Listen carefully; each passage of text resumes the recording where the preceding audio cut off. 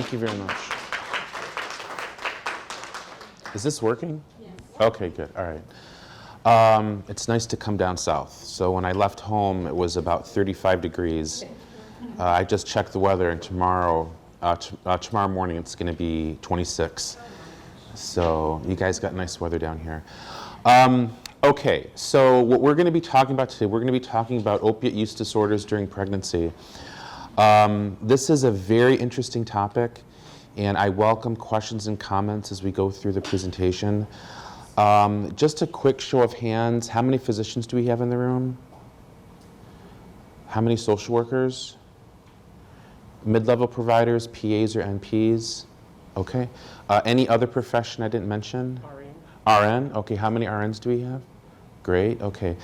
How many of you work with pregnant women that struggle with substance use disorders? Okay. How are from the gentleman that spoke previously, it's my understanding that the resources for these women are scarce in the area? Okay, seems we all in agreement about that. So what we'll hopefully do today is try and give you guys some clinical pearls and some information that you can take back to your clinic. Another thing I want to ask is that how many of you guys are from the local area here, let's say within like 50 miles? So most people. Like I said, I'm 900 miles away, or probably more than that. What are you guys seeing here locally that's the biggest clinical concern for you with regard to the opiate use problem? Is there any particular geographical things you guys are currently struggling with here? Resources, resources are an issue, okay.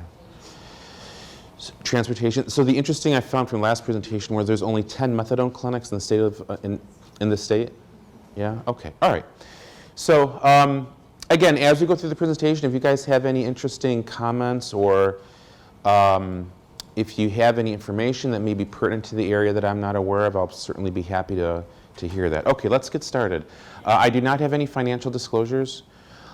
These are the references for this talk. So essentially, a lot of the data that I obtained from this and some of the clinical information is going to be extrapolated from this. This is a free online resource. I'm talking about the top one here. This is put out by SAMHSA. This is a very well put together clinical guideline for managing pregnant women that have substance use disorders. It has good data in it. It's very easy to read. It's just a good resource for you. The other that I have down here, this is an article that was put out by the American College of Obstetrics and Gynecology back in 2012. This is also freely available online. It has more geared towards physicians, but nonetheless, it still is a very good resource for you. Some of the treatment guidelines that are published, this is the same one that I just put out there. And by the way, if you guys want access to my slides, I'll certainly make that available to you. I'll find a way to do that. But nonetheless, this is the URL, and ASAM, the American Society of Addiction Medicine, has also published guidelines back in 2015. We're going to start off, so this is the outline. We're going to go through a case, then we're going to go through the epidemiology, we're going to go through the diagnosis of addiction, because I think that's something we should cover. Then we're going to go over the treatment and management strategies, and I'm going to, hopefully we'll have time, and I'll be happy to address any questions that you guys may have. So this is the case. So we got a 20-year-old lady. She's at 20 weeks, and she comes to a family doctor's office, and she says she's been using heroin for the last 3 years. She uses heroin IV, and her last use was about 12 to 18 hours prior to coming to the visit. She looks comfortable, but her pupils are pinpoint, and she appears that she's disheveled, probably hasn't showered in a few days, and her grooming isn't the best. They did a physical exam on her. Other than her pupils being pinpoint, the exam was otherwise, the exam did not reveal any pertinent findings. So she has a psychiatric history of bipolar disorder and PTSD. Doesn't really have any relevant medical history. She's prescribed Paxil, Klonopin, Abilify, and Trazodone. And the provider in the office did a urine drug screen, which was positive for opiates, cannabinoids, and benzodiazepines. And they did what's called a GCMS confirmation. What that is, for those of you that are not familiar with it, when we do the initial drug screen, we can send the sample back for more sophisticated testing, which confirms what was in the initial screen. So it's just a second level of testing that's a little bit more sophisticated. And that showed morphine, codeine, nordiazepam, something called monoacetylmorphine, THC, and dextromethorphan. So dextromethorphan or DXM is a very commonly available cough remedy we have up north. I'm sure you guys have it down here. Very commonly misused amongst people that have substance use disorders. So what do you do? Okay, so she's in your clinic. She's in your office. These are the questions. These are the 4 choices I have. You refer her to an inpatient program for medical detox and engage her in a drug-free treatment program. You give her Suboxone and you schedule a Suboxone induction in your office the next day. You urgently refer her to a methadone program, or you begin outpatient counseling and weekly OB visits with frequent drug monitoring. Now I realize with respect to some of these choices, there's geographical limitations here, and there's resource concerns as well. That being taken into account, let's just see where people are at right now, and we're going to bring this up at the end of the presentation. Does anyone want to choose letter A? Does anyone want to choose B? How about C? How about D? Okay, how many just don't want to answer? No? All right. We're going to come back to this. This is really the core of what we're talking about. I picked and this is a real case, by the way. I picked one that was relatively straightforward. Believe me, they can get much more complicated than this, and I'm sure you guys have seen that. So this is some epidemiology. So the first bullet point there is just substance use disorders in general. So in 2015, 27 million people in the US reported either illicit drug use or misuse of RX meds. So that's 27 million. That's probably a little under 10% of the population. That's huge. The CDC estimates, and this is staggering, so 1/3 of Medicaid women of reproductive age filled a prescription for an opioid. So that's the Medicaid population, and 1/4 of those obtaining private insurance. So we're looking at 25 to 30% of pregnant women within a 1-year time frame that obtained a prescription for an opioid analgesic. And the prevalence of opioid use disorders during pregnancy doubled between 1998 and 2011. So at 20, again, that's old data. That's now, wow, that's nearly 8 years old. But nonetheless, I'm sure it's higher than that now. But they were reporting 4 per 1,000 deliveries. The point of the slide, the numbers really aren't that important. What is important is just the general message, is that this is a problem. This is out there. This is prevalent. And we need to talk about it, and we need to disseminate management strategies for working with this population. Consequences, so women who struggle with opiate use disorders, they're at higher risk for HIV, viral hepatitis, and other types of infections. The majority of these people entering treatment for opiate use disorders have a history of sexual assault, trauma, domestic violence, and they come from homes where the caregivers are using drugs. I think that the prior presenter talked about that, and we see this frequently. So one of the things, the common threads that I hope that you're going to appreciate through this presentation is when we're working with these women, again, women that are pregnant and have an opiate use disorder, it's not just the addiction we're working with. We're working with a comprehensive, multifaceted clinical syndrome that encompasses multiple things. It encompasses the drug use, it encompasses psychiatric illness, it encompasses social problems, social strain, domestic violence, a whole bunch of stuff. That being said, I didn't tell you where I work. Well, I work at the University of Michigan, but let me tell you a little bit about our clinic, because that'll give you the context of kind of where I'm coming from. So we're very fortunate up at U of M in Ann Arbor. We have a collaborative care substance use clinic within the Department of Obstetrics and Gynecology. So every Tuesday afternoon, we run a clinic that meets from 1 to 5. And within that clinic, the patients get their OB care and they get their substance use treatment simultaneously. So they see so we literally have a list of patients that are scheduled that day, and they see both of us. They see the obstetrician and they see me, or they see somebody that's on my team. So they're getting comprehensive care, and it's a fantastic clinic. It's run very well. Literally, the obstetrician comes in, he tells them what's going on. I go in and see the patient. I tell him what I think, and we discuss the case, and together we formulate a treatment plan. So it's a great idea. I wish that other institutions had the ability to have that, because these women get very good care. Within the state of Michigan, we're probably only one of 2, maybe 3 clinics that have this model. Okay, so what other risks do we have there? So again, moms that are struggling with opiate use disorders. There's risk for preterm delivery, low birth weight, transmission of HIV to their infants. I have the reference there for you, and overdose and death. This is so devastating when it happens. Unfortunately, it has happened to us. The most tragic case happened in November of 2015. We had a young lady who had a history of a heroin use disorder. During pregnancy, she didn't use any heroin. She got towards, we didn't have her on any maintenance therapy. She wasn't on Suboxone. She wasn't on methadone. She was so terrified about delivery because during the previous delivery, CPS was involved and ultimately removed the baby from her custody. So as she approached her delivery date, she was so anxious about this and was having a lot of psychiatric difficulties. So we saw her on again, we have her on a Tuesday clinic. She was scheduled for induction that Monday. So she was scheduled for delivery induction just in 6 days. On Thursday, we got a call and she had overdosed on heroin, and unfortunately they couldn't save her or her baby. So she was at 39 weeks. And unfortunately, this is not a rare occurrence. This happens. But I got to tell you, when it happens to you, it really changes your perspective on how you manage patients and how you treat them. Because, I mean, it's all hard for us to lose a patient, but there's something different during pregnancy. When you lose a pregnant mom and her baby, it really touches you personally. I went to the funeral, the OB nurse practitioner went to the funeral, the medical assistant went, even some of the clerks at the front desk went. Because this, again, we see these patients frequently. So it was just devastating for our whole clinic. But again, the reason why I bring that up is just to tell you is that this is real. I mean, this happens, okay? So there are risky behaviors. So we see prostitution, theft, and violence. And again, just them engaging in this behavior puts them at risk for other bad things.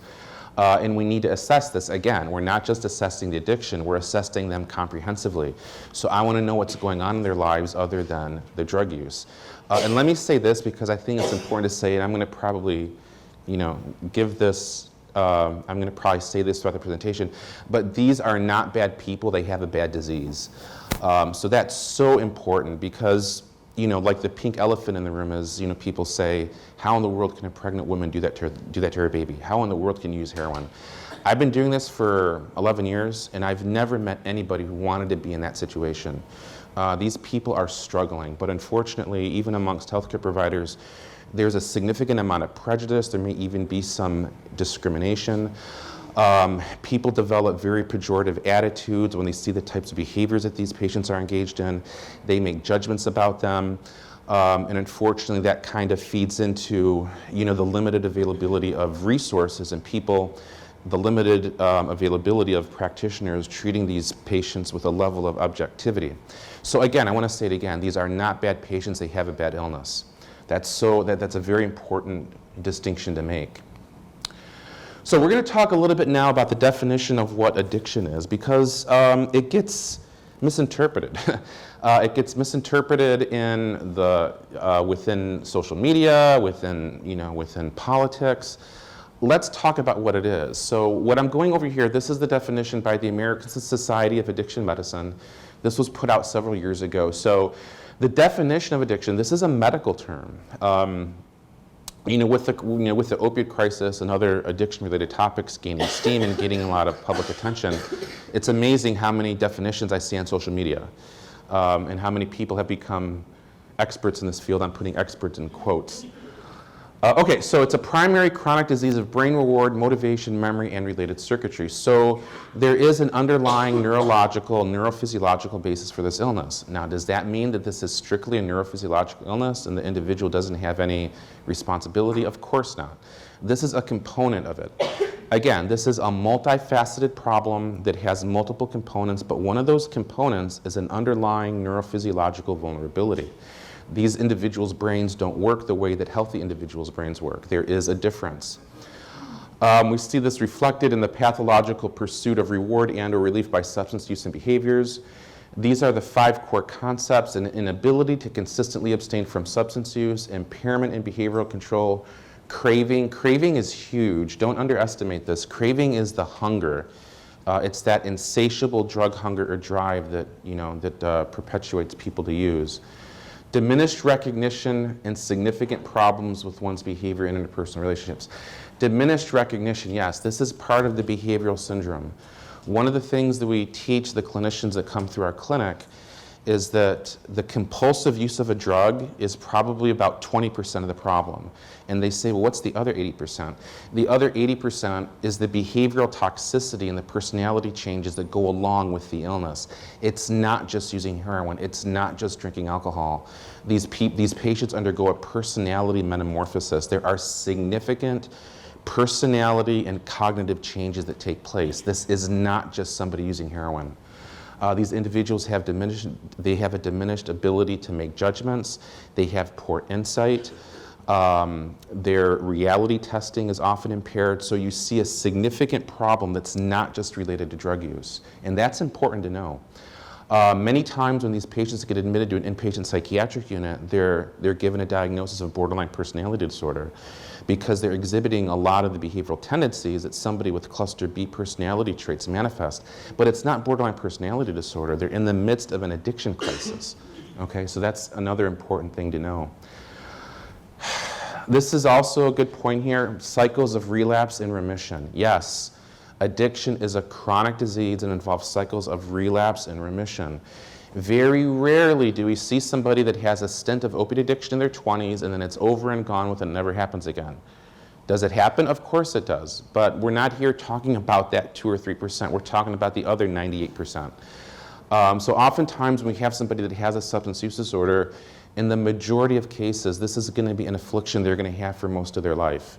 So it requires chronic and ongoing treatment, not too much different from if somebody has hypertension or if they have diabetes.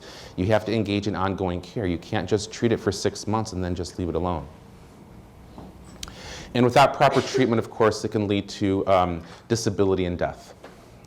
Yes, we treat this as a life-threatening condition because it is. When we have a mom coming in and she's pregnant and she's using heroin, to me, that's an emergency. You know, we need to act on that urgently because she's at so high risk for a bad outcome. And I think we just talked about this. This is what I was just alluding to earlier. Addiction is more than just compulsive drug use. It is a behavioral syndrome. And also, guess what? It's difficult to diagnose. This is not easy. I mean, of course, you have some cases that are very easy. Somebody coming in, they're saying, hi, doctor, how are you? I'm using heroin. I can't stop. Help me. Okay, that's pretty straightforward.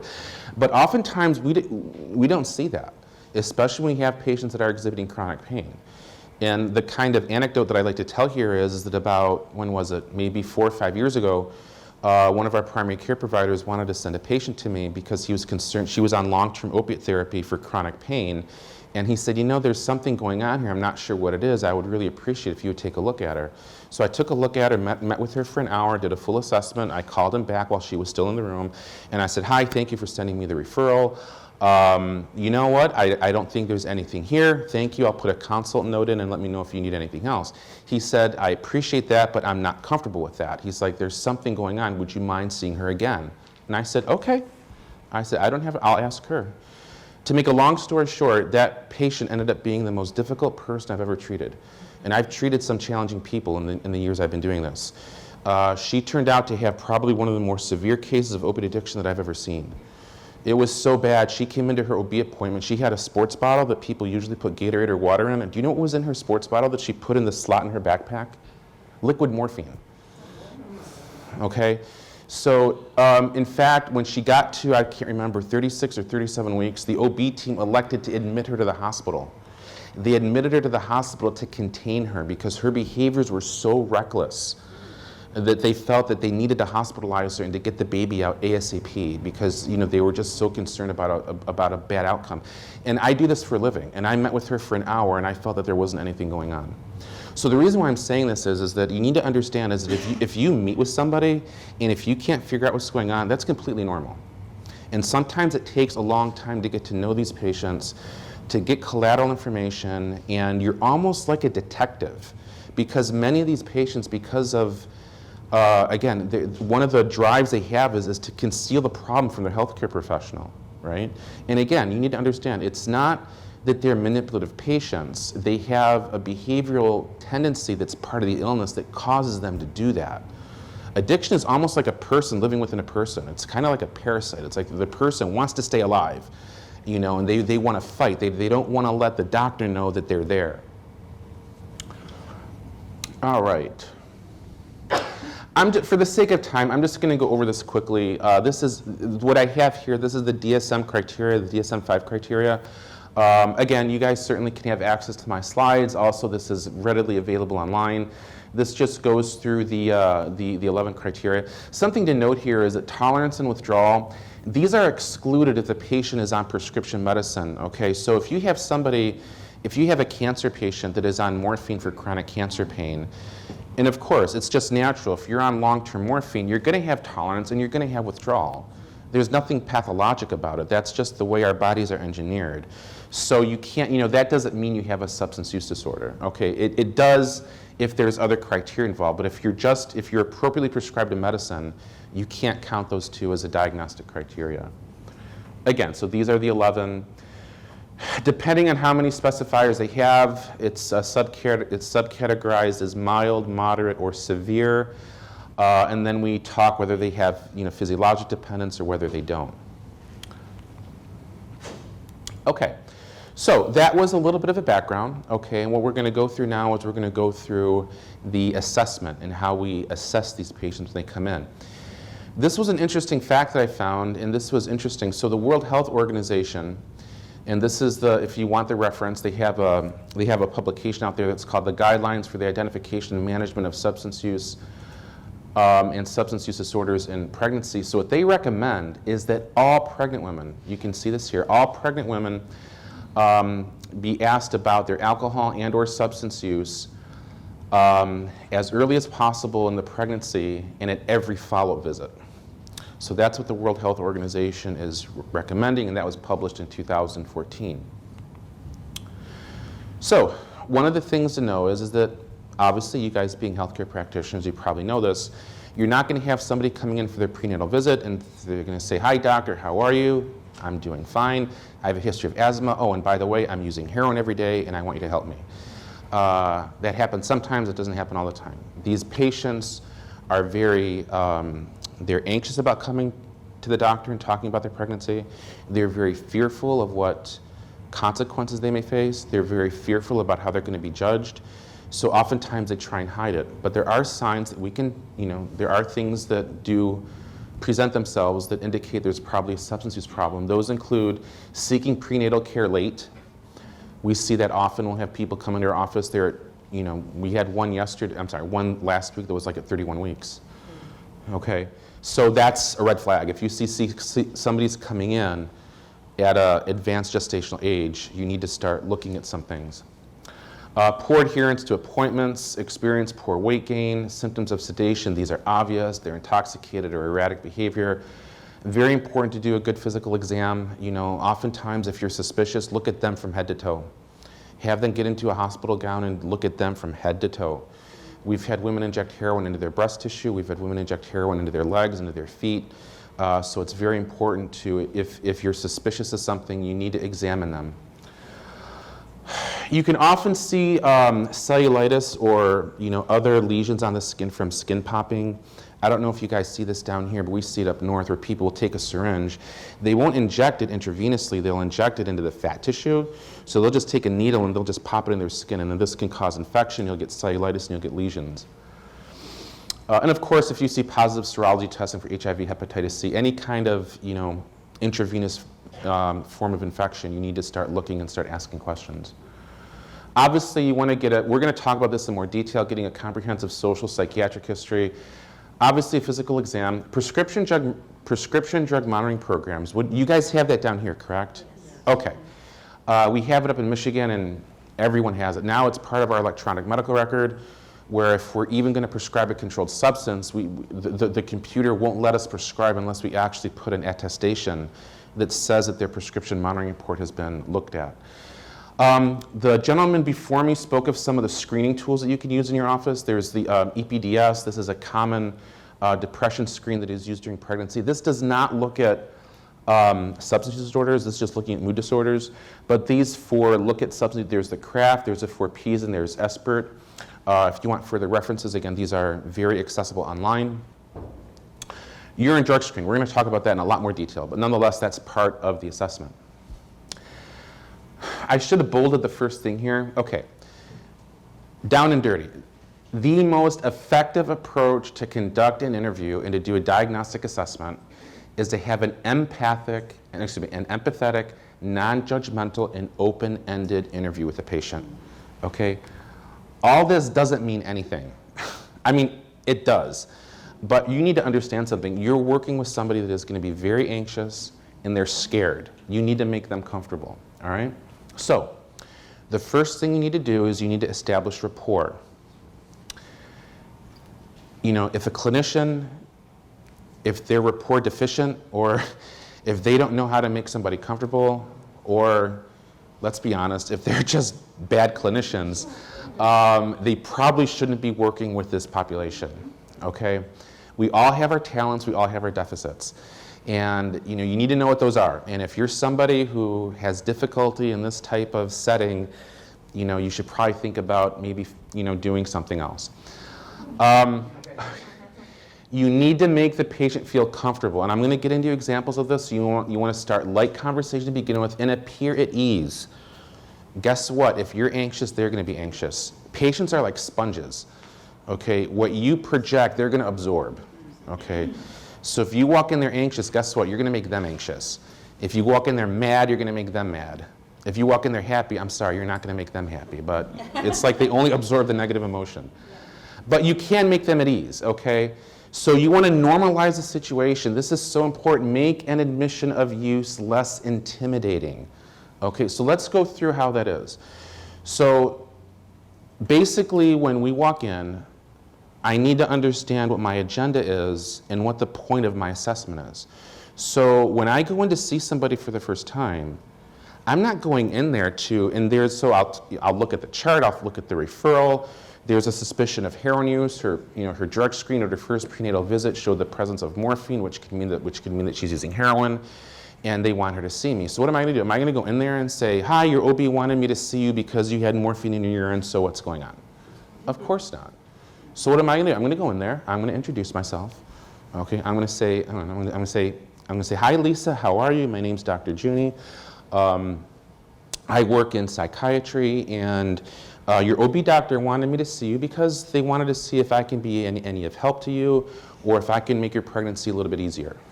So immediately, right off the bat, I'm coming off and I'm saying, I'm here to be helpful. I'm not mentioning the drug screen, okay? And the other thing I want to do is I want to ask her, how are you feeling today, okay?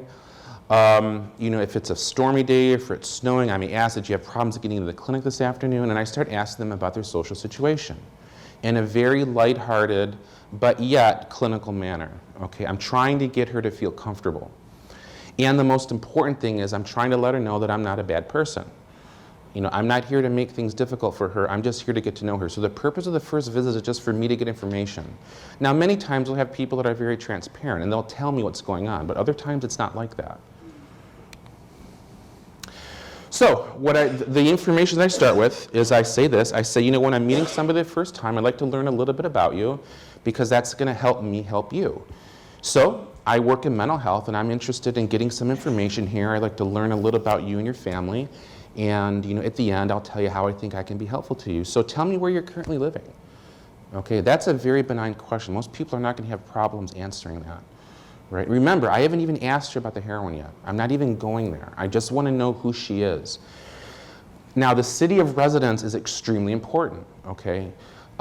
Because that tells me a little bit. So again, I come from Michigan. So in Michigan, it's very different if I have somebody that's living in Bloomfield Hills, which is a very affluent area, versus if they're living in the east side of Detroit, which is a very rough area. So it's important for me to know where it is they're living. The other important thing is, who are you living with? That is paramount. The other thing I want to know is, are you living with bad people or good people? Right? Are you living with an abusive boyfriend?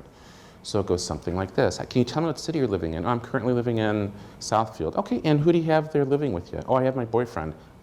So how are things going there? Very open-ended, short question. How are things going? Okay, I'm not asking, so is your boyfriend a mean guy? Is he like abusive to you? I'm not asking, I'm just asking her, how are things going? And if she says, well, they're not going too well, then what's my next question? One word. Why? Exactly. So again, she's providing the information, I'm just being curious. Oh, Why is that? If she wants to tell me, fine. If she doesn't want to tell me, then that's fine too. But at least I know something's going on there, okay? Assess for interpersonal violence, very important. If the father of the baby is in the exam room, politely ask them to leave. Okay, so it goes something like this, how are you? Who do you have here with you today? Oh, this is Bob, he's the father of the baby. Bob, how are you? Thank you for supporting Lisa, we really appreciate you coming in today. When I do these assessments, I like to give the patient a little bit of privacy, so if you wouldn't mind having a seat in the waiting area, and I'll have the MA get you as soon as we're done. So nice, and again, you want to be courteous. If they're in a domestically abusive relationship, what do you think he's going to say? Nope. Because he wants to hear everything that's being said, and he wants to hear what she's saying. So if he says, I'd rather stay here, then I make a second attempt. I say, I appreciate that. If I was in your shoes, I'd probably want to do the same thing. This is just the way we do the assessments, and we'll go ahead and bring you right back. And if he still says no, and if she, she's kind of on his side, and she's saying, I want him here, which they will do, I stop. I stop and I let him stay. Now, when I first started doing this work, I didn't do that, and I kind of pushed it. Well, that didn't go well, and I realized that taking that approach, now you're creating an adversary relationship, you're making her nervous, and she's going to be very hesitant to come back to the clinic because basically I'm pushing something that she doesn't want to do.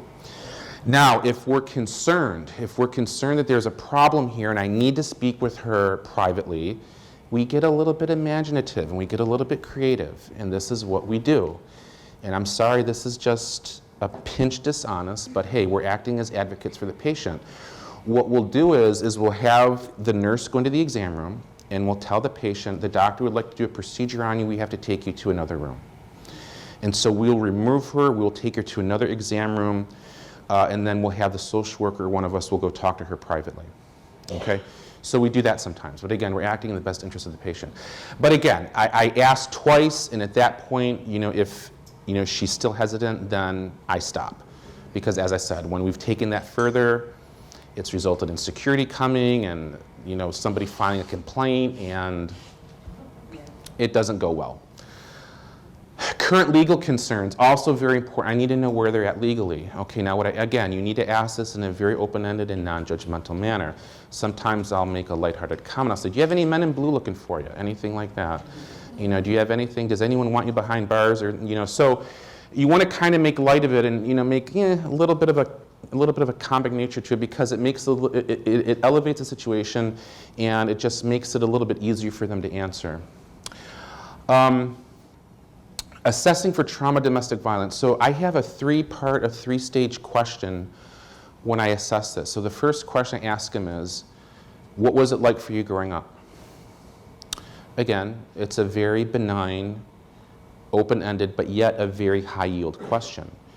And usually I'm going to get a one-word answer, most of the time.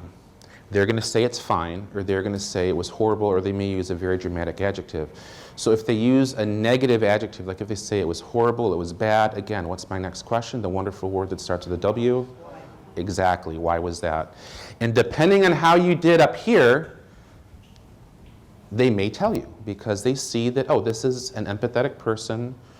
He really is interested to getting to know me. I haven't talked about this in a while. I'm willing to share a little bit of it, all right? So some other things that we talk about as a way to ask about trauma is, are there some things you experienced in the past that you would like to forget but you can't? Very good question. You need to be very cautious on the wording that you use. Never use the word abuse, because again, what you're doing is you're tainting the conversation, and you're interjecting a pejorative, you're interjecting a negative word that they may not want to identify with. So I never use the word abuse. If I'm concerned about physical or sexual mistreatment, I'll ask them this. I'll say, has anyone ever touched you in a way that had made you feel uncomfortable? Has anyone ever touched you when you didn't want to be touched? Something like that. It's a little bit more gentle, and it's a very high-yield question. Now, if they do disclose this to me, the purpose of the assessment is not to conduct a therapy session on sexual trauma. What I do is I leave it alone. They tell me that and I validate that and I move on, okay? Because that's not the point of the discussion. The point of the evaluation is to do more of a global assessment. If I identify that there's a trauma history, I validate that with them, and then at the end we discuss what is it we want to do with that. But at least I have the information. We're going to have them in clinic during the pregnancy. It's something that we can talk about at future sessions. Urine drug screen. Okay. You must obtain consent. I always have people asking me, oh, I'm not going to tell them I'm going to get a drug screen. Why? And I don't know if you guys have that here, but up where I am, for some reason, people say, well, we don't want to tell them. Well, you have to. You can't run a test and not tell the patient what you're doing. But usually verbal consent is fine. Some of the documents that you'll see, they'll say to get a written consent. We don't do that in our clinic. And again, you don't make it a big deal. You don't go in there and say, Mrs. Smith, what I'd like to do right now is we're going to obtain a urine sample from you. Once you give us the urine sample, it's going to be taken down to the laboratory. We're going to put it in a machine, and we're going to conduct a comprehensive toxicology analysis of your urine. No. What you say is this, hi, how are you? I'd like to get a urine drug screen on. I'd like to get a urine drug screen today. Is that going to be okay? All right, that's all, that's it. It's just that simple. And if they say it's not okay, no, I don't want you to do that, what do I say? I say, okay. I say, that's fine, I completely understand that. Now, if I'm very suspicious about drug use, I will go a step further and say, I completely respect that. We're not going to do that today because you don't want to. But I'm just curious, in my experience, when a patient doesn't want to do that, there may be something in there they don't want us to see. And I'm wondering if that may be part of the reason why you don't want to give us a sample today. Okay? I at least ask them that. And if they say, no, that's not the issue, I stop. I leave it alone. Again, I'm not going to be, you need to be cautious with regard to how much you want to push. Now, there are situations where you do need to get a urine. For example, if we're prescribing them buprenorphine, if we have time, we'll talk about that later. So there are instances where, we do need to know what's going on. But again, even then, it's handled in a very delicate and respectful manner. Understand the limits of the drug screen. A drug screen basically it's a test that was designed to detect a specific number of substances and will only generate a positive result if the substances were above the threshold concentration. What that means is this is not going to tell you everything, and there are false negatives and there are false positives. So you need to understand the limitations of your drug screen. And you need to discuss the results with your patients. This makes them part of the treatment. Nobody wants to be a part of a treatment relationship where things are kept secret and you're not going to tell them, or when you do tell them, it's done in a condescending way. If they come back to the clinic today, I usually turn my computer screen towards them and I say, hey, I want to go over the results with you. I'm bringing up the lab tab. This is what we have. And if it's positive for something, or we don't like to use the word positive anymore, we like to say that it's generating some unexpected results. If it's generating some results that I did not anticipate, I will ask them about that, but I'm not going to say they used. You need to be very careful because, again, these tests are very prone to false positive and false negatives. What I'll ask them is, I'll say, Mrs. Smith, I want to show your drug screen. I see cocaine is in there. Why don't we talk about that? Can you tell me why that may be positive? All right? And I hear their side of the story. And of course, it's, how did that get there? Oh my gosh, that's impossible. You guys must have switched the samples, or I'm sure you guys have some stories to tell as well, but I've heard a little bit of everything. But again, it's not a confrontation. So, my role here is to give them the results, to talk with them about that, for them to share their thoughts with me, and for me to share my thoughts with them. All right? Now, we often send these drugs for confirmation analysis, which we talked about before, which is the GCMS. Once we get something called gas chromatography or mass spectroscopy, it is no longer if you use, because that's confirmation testing. Now it's in their urine. So now it's a little bit more of a different discussion. So if I have what we call the immunoassay that's positive. Now I have this has been confirmed by gas chromatography. It's in their urine. So now the discussion is, I understand you didn't use Mrs. Smith, but it got into your urine. Okay, and then we talk about that. And sometimes you can have a productive discussion with the patients depending on how you run the dialogue, right? You say, listen, I'm here to help you, and this tells me that you're struggling, right? I don't want you to struggle. I want to help you with this. And if you're honest with me, I think we can work together and we can help you through this. Because, you denying it, it's not helpful to you, okay? Again, drug screens should never be used in a punitive manner. One of my pet peeves when people use this, they just obtain them or they convey the results in a manner that is not helpful. And that is not the purpose of this. The purpose of the drug screens is to help guide treatment. It's to help you as a clinician to architect a treatment plan and for you to get data on how the patient is doing. But the patients need to be part of this relationship. This should never be used as a gotcha. I'm going to catch you in a lie and I'm going to get the urine and I'm going to show you. Unfortunately, there's people out there that do it that way, and it should not be done that way. This is a laboratory test. It gives you clinical data points, and the purpose of this is to help you guide treatment to help treat the patient. Okay, we're going to get into treatment now. So now we've talked about the assessment. Now I've determined the patient has an opiate use disorder. So what are we going to do? How are we going to treat this pregnant mom that has opiate addiction? The majority, you can tell this isn't bold, the majority of current evidence supports the use of medication-assisted treatment with either buprenorphine or methadone. This is where all the data is. I need to emphasize this is not a personal opinion. This is where the medical literature is. The studies that have been done support this. This is now the gold standard of treatment. When we're treating a pregnant woman that has an opiate use disorder, the majority of data supports the use of buprenorphine or methadone. In other studies, as will show, that people that are not on these treatment are at very high risk for overdose and death. Okay, and I have to tell you, as I talked about before, once you're involved in one of these deaths, it really changes your perspective. So medication treatment also should be, as the gentleman before me said, should be accompanied with behavioral interventions when available. Oftentimes, even in Michigan, we have very scarce resources in certain counties, and these patients cannot often engage. Or if they do have resources available, they don't want to. They'll say, I don't want to do that. I've been through that many times. I don't have the time. I don't have a car. There's multiple reasons why. We do not mandate that they go into treatment. We aggressively suggest it, but the patient is not going to do it. We will still provide them MAT. We will still provide them buprenorphine, or typically if they're in a methadone program, the methadone program already has that. So the methadone program will have counseling, they'll have group sessions available. But for our patients that are on Suboxone, if they've basically made it clear to us they're not going to engage in behavioral interventions, that's okay. We'll still provide them the medicine, we'll still suggest it, we'll still encourage it, but we're not going to pull their treatment away from them. For moms already on buprenorphine or methadone, and then they get pregnant, the discontinuation of that is not recommended. The studies show that if for moms that are pregnant and they have their buprenorphine or methadone discontinued, there are bad outcomes associated with that. So we recommend that they continue on this treatment during the course of their pregnancy.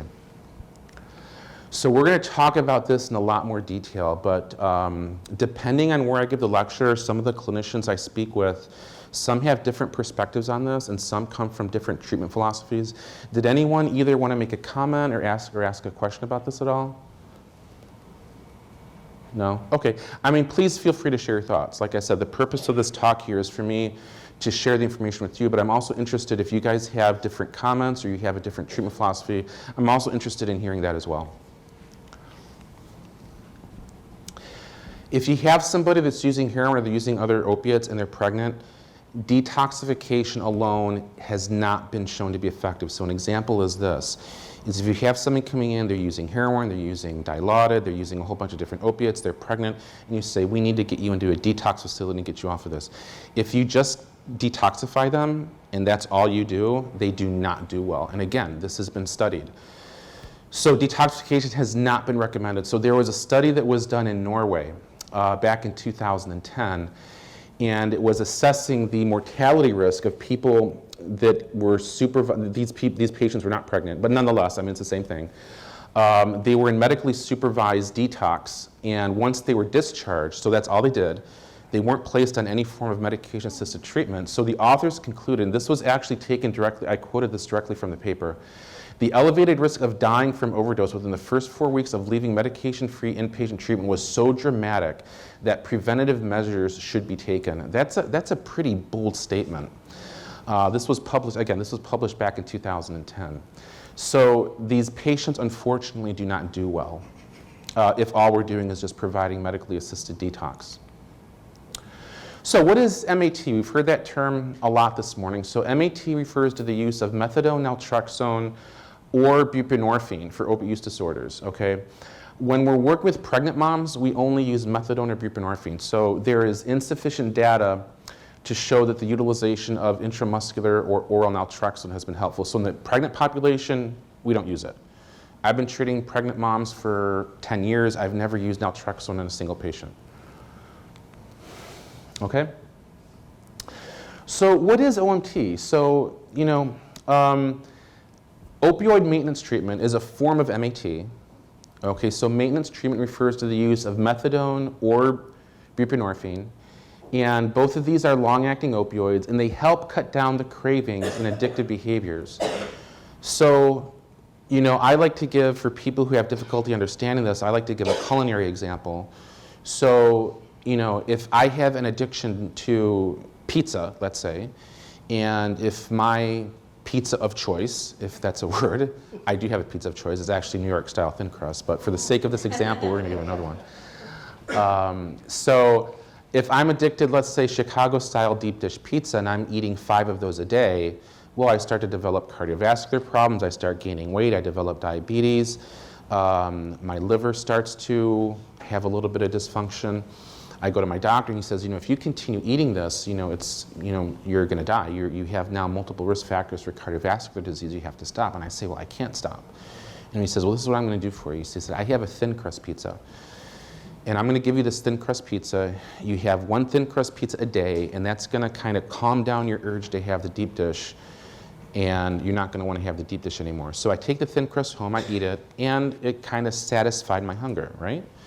And because I had it in the morning, the pizza, if we can say that the pizza lasts a long time, quote unquote, and throughout the duration of the day, I don't eat any more Chicago-style deep dish. So after a few months, I get healthier, I get better, the weight comes off, my cholesterol comes down, my risk for coronary artery disease goes down, I'm no longer diabetic.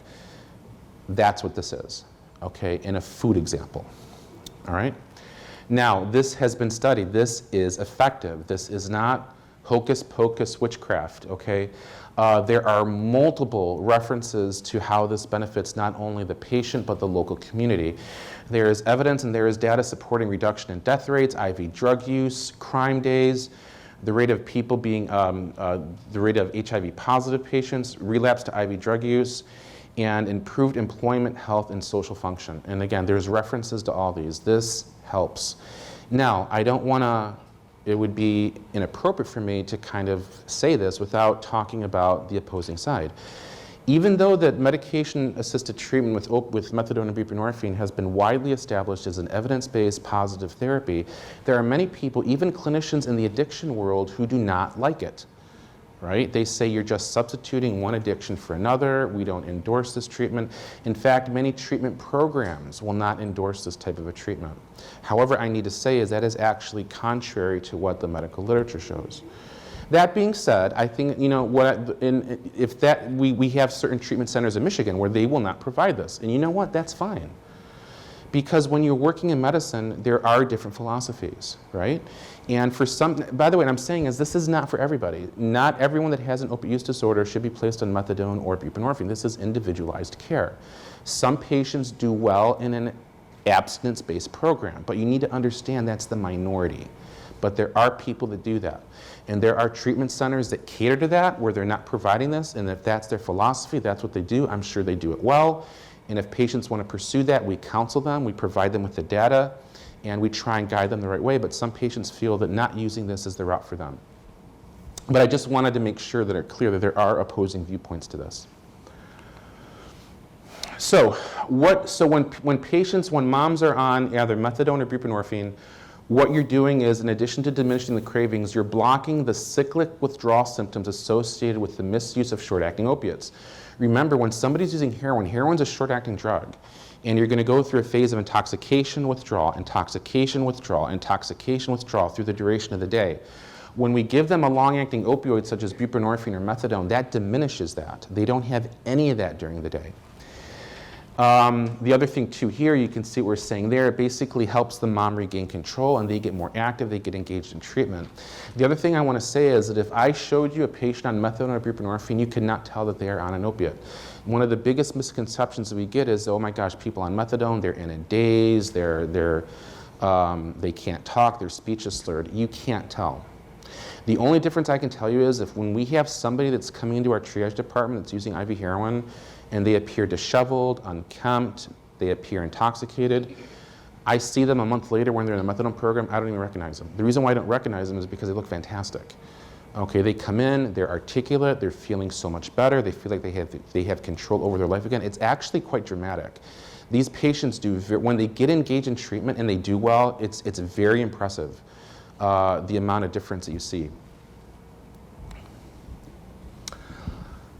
Okay, so with regard to adverse effects during pregnancy, as of now, there isn't any overwhelming literature that shows that these contribute to birth defects.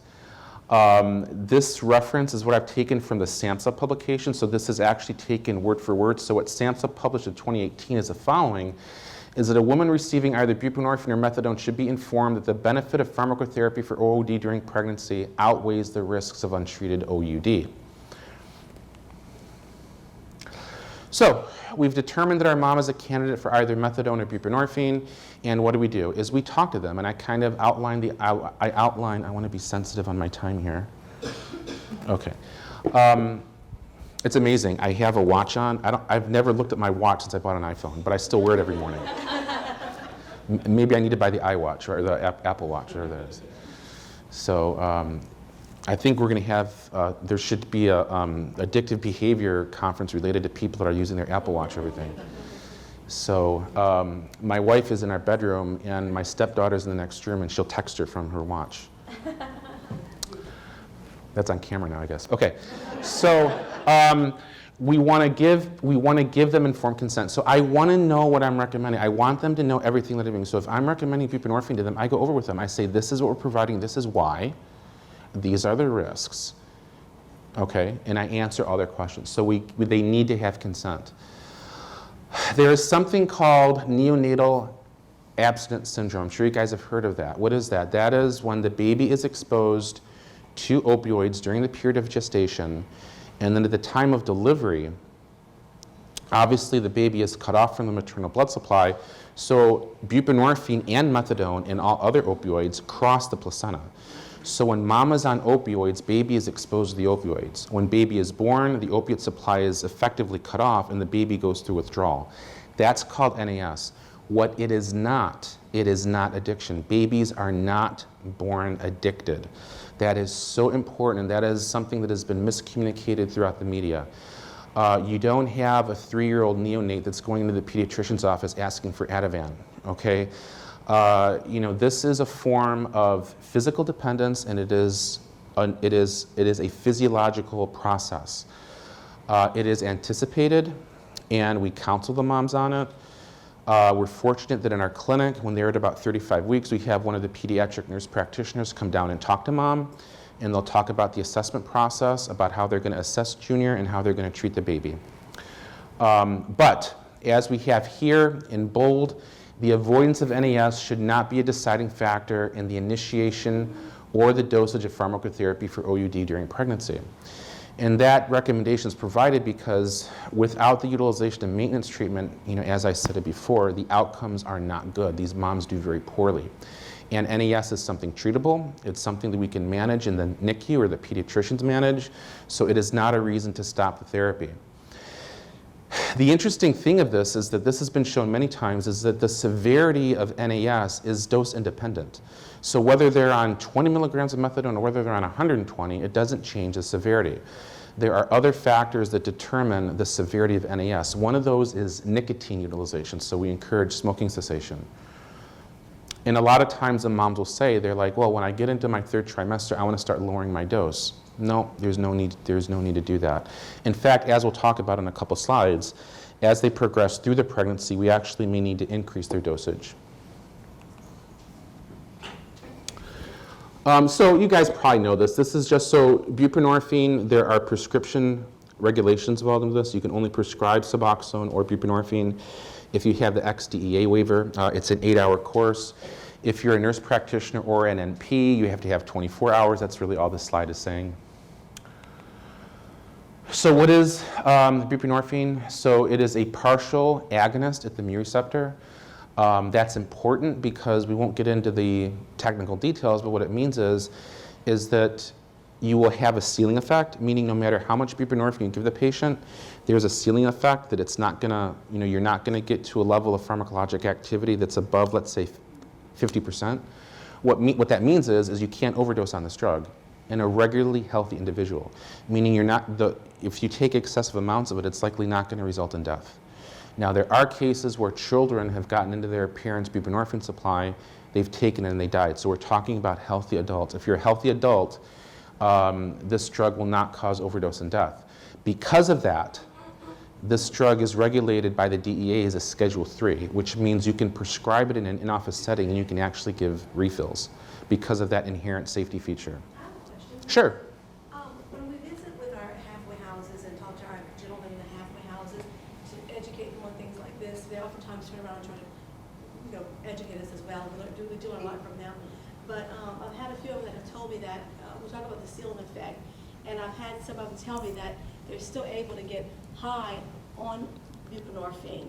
Now, obviously, they're not taking it as directed. They're probably adding alcohol. Yeah. But can the buprenorphine become synergistic with alcohol? Can Of that course. decrease the ceiling effect? Yes. So thank you for asking that question. So the question is, and it's important, so I'm going to repeat it. So the question up here in front is that there's people that are in a treatment environment and they've heard that you can get quote unquote high on this. So yes, the buprenorphine is an opioid. And like any other opioid, you can get intoxicating effects on it. You can get that reinforcement from it, okay? Now, it's less than you would have if you're using short-acting, high-potency opioids such as heroin, but nonetheless, it is still there. But when I'm talking, let me clarify what I'm talking about. So the ceiling effect, what I'm talking about, is more related to the drug causing physical harm and death. So what happens is when you take what we call full agonist opioids, what these drugs do is they basically put your neurons to sleep. So if they put the neurons to sleep that are controlling your speech or your walking, what are you going to do? You're going to have slurred speech and you're going to be walking in a zigzag line. Unfortunately, when your neurons in the brainstem go to sleep, what's going to happen? You're going to stop breathing, you're going to die. So what buprenorphine does, it does not put the brain cells to sleep in the brainstem. So that's what I'm talking about when we're talking about the ceiling effect. But nonetheless, the comment about the intoxication was important. So people can get intoxicated on this, and people can use this in an abusive manner, just like they misuse any other opiate, right? So when we put people on buprenorphine therapy, we monitor them very closely. We monitor them. They get only 3 or 5 day prescriptions for the first several weeks. We assess how they're doing. And if this drug is being misused, guess what? It's not an appropriate therapy, right? Then it needs to be stopped. Then they need to go into a methadone program. So yes, there is abuse liability with this, and this is why the drug has gotten a black eye. Because there are some, we call them counties, you guys call them parishes down here, but in some of the counties in Michigan, this is a huge law enforcement concern. This is being diverted on the street. And it is an issue. And if somebody is misusing it, they're not using it as directed, it's not being utilized appropriately, so then we stop it. But thank you for asking that. Okay, so we already talked about how it's prescribed. So when you look at studies, and again, they looked at this in the pregnant population, so studies show that that the treatment dropout of patients on buprenorphine, this came from a study that's called the Mother Study, if you guys want to look it up. There was a higher treatment dropout for people that are on buprenorphine compared to methadone. Typical dose is 16 milligrams a day. Lower risk of overdose, as we talked about. Generally safe in breastfeeding, so we encourage our moms to breastfeed. There's no reason why they shouldn't. NES, this has been shown. This is important to discuss with the moms as we're going through treatment recommendations. The severity and duration of NES is less with buprenorphine compared to methadone. So that's important. So buprenorphine, it comes in many brand names. So it comes in Subutex, Bunavail, Zubsolv.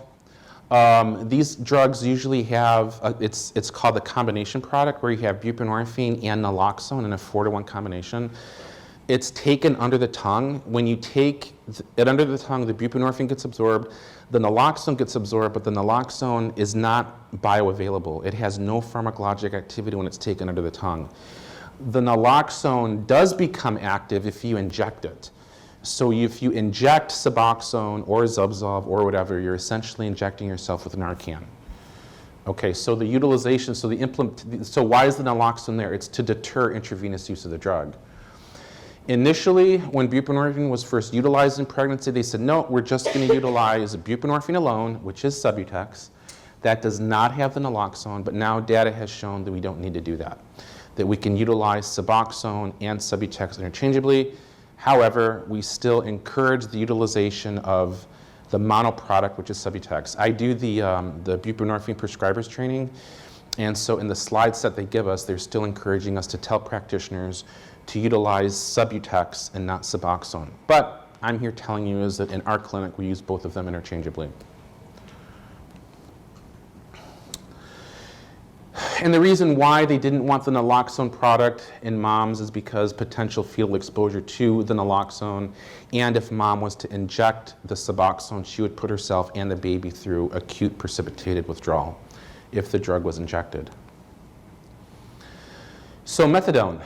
Methadone, unlike buprenorphine, it is a full mu-opioid agonist, meaning there is no ceiling effect. The more methadone you give, the more effect you're going to get. Essentially, the more effect, the more toxicity, and you can keep on giving more and more and more until the individual is no longer breathing. Very different than Suboxone. You cannot prescribe methadone for opiate use disorders. It is illegal. So how do you do this? Well, you have to go to a methadone clinic. So the utilization of methadone for opiate use disorders came about in the late 1960s, early 1970s. Back when music was good, right? So, yes.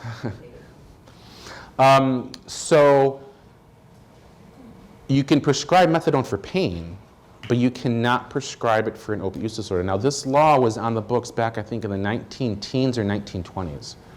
All right. And because of the toxicity of methadone, because it is the full agonist, if you have somebody that has an opiate addiction, so by definition, right, they are using opiates in an uncontrollable manner, you do not want to give them a 30-day supply of methadone, because if they overutilize that, they're going to die. This is a highly lethal drug.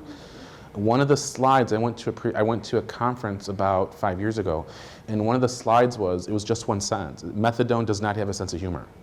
Okay?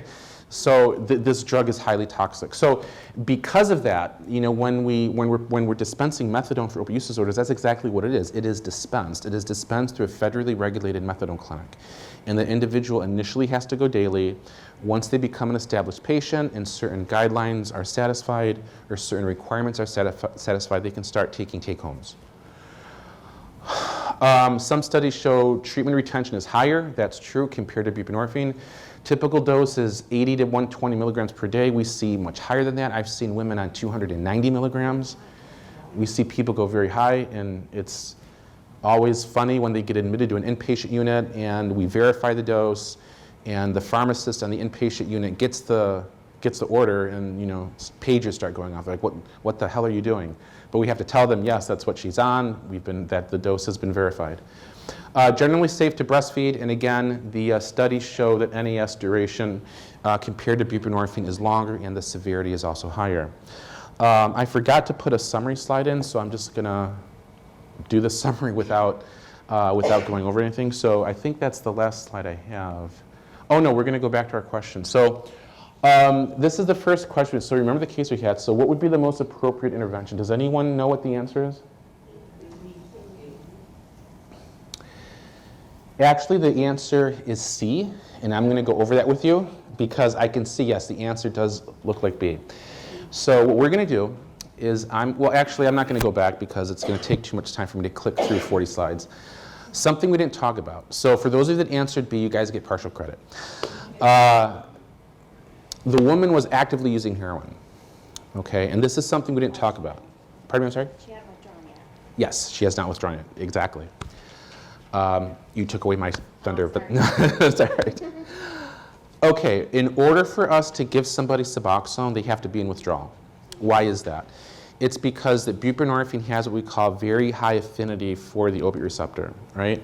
So if this little clicker here is heroin, right, and it's latched on the opiate receptor, And heroin is what we call a full agonist. So this is activating the receptor to its fullest potential, 100%. Now here comes buprenorphine. Buprenorphine is the bully on the block. It has very high affinity. It's going to kick off the heroin.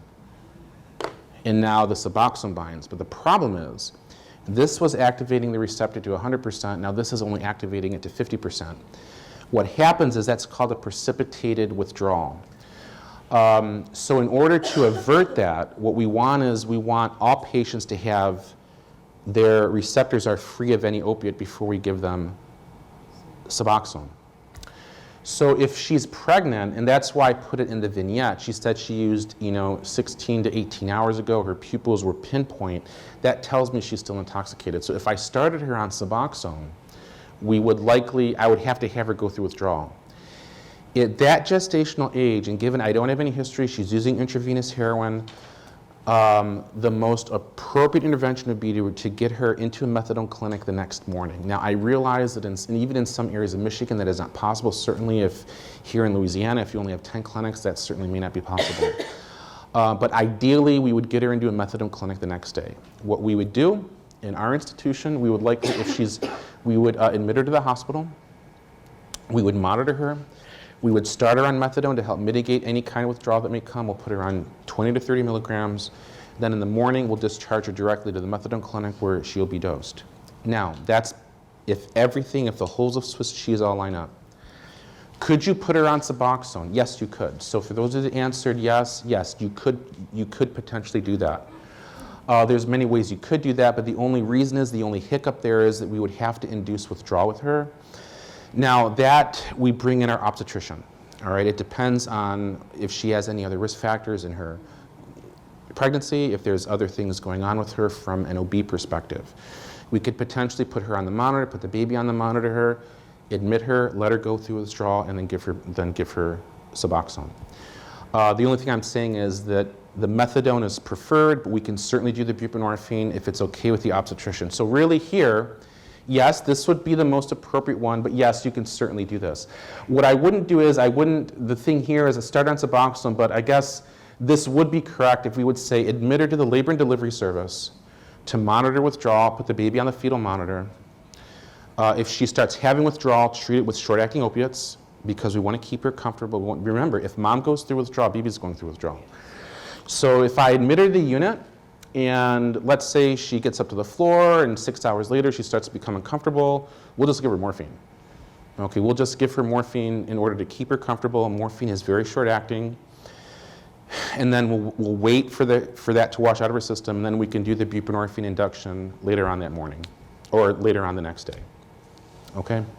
But somebody like that probably should be monitored. Now the thing is, there are profoundly limited resources as we talked about. Sometimes you don't have the ability to admit a mom to an inpatient labor and delivery service, right? So in those instances, if the obstetrician is comfortable, we'll do an in-home induction. So let's say this lady again, she comes in, there's no hospital I can bring her into. If she has good support, she has a mom or somebody that's living at home with her, or a husband, whoever, father of the baby, we'll go through the induction process with her and we'll say, listen, when you start to get sick, when you start to go through withdrawal, this is what I want you to take.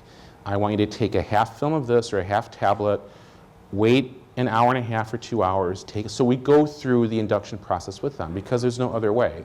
But the thing is, they have to know how to get a hold of us. So we give them our contact information. And I'll even give patients my cell number. I said, look, this is my cell phone.